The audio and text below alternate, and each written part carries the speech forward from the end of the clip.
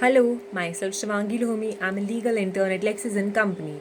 I'm from Yashwantrao Chavan Law College, Pune, Maharashtra. Today, my topic is sedition under Section 124A of Indian Penal Code. Origin and evolution of sedition.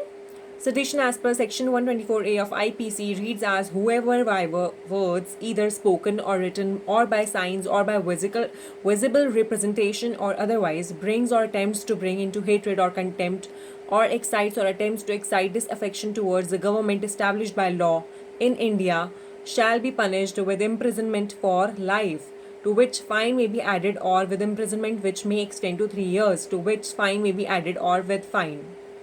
This law was enacted in 1860 under the British Raj to prevent any offences against the state. The sedition law was used by British to suppress dissent and imprison freedom fighters such as Mahatma Gandhi and Bal Gangadhar Tilak, who criticized the policies of the colonial administration. After independence, the constitution framers had devoted considerable time to weigh in on various aspects of this colonial law.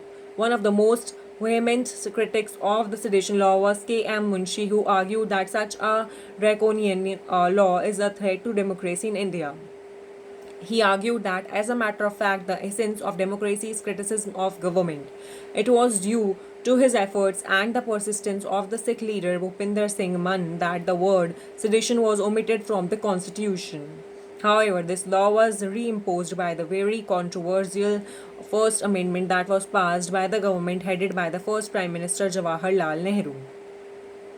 While introducing the First Amendment to the Constitution in 1951, Nehru had stated that now, so far as I am concerned, that particular section 124A IPC is highly objectionable and obnoxious, and it should have no place both for practical and historical reasons.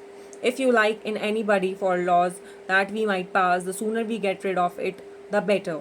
However, he deterred on this as his government not only reimposed the sedition law through the First Amendment in 1951 but also strengthened it by adding two expressions: friendly relations with foreign state and public order as grounds for imposing reasonable restrictions on free speech.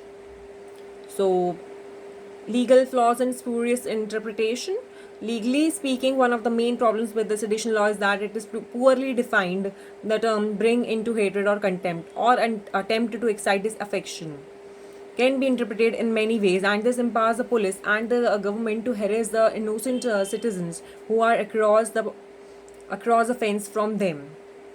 So, due to its poor definition, sedition law can be used suppressively by the police to falsely accuse individuals as it does not clearly state which acts are seditious and provides a broad outline for what can be classified as seditious.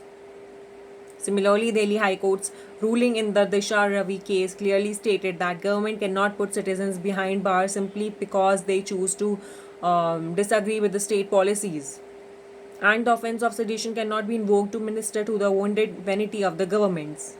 These rulings by the judiciary clearly diverge from the interpretation of the sedition law by the executive and show how the law is being indiscriminately misused by them.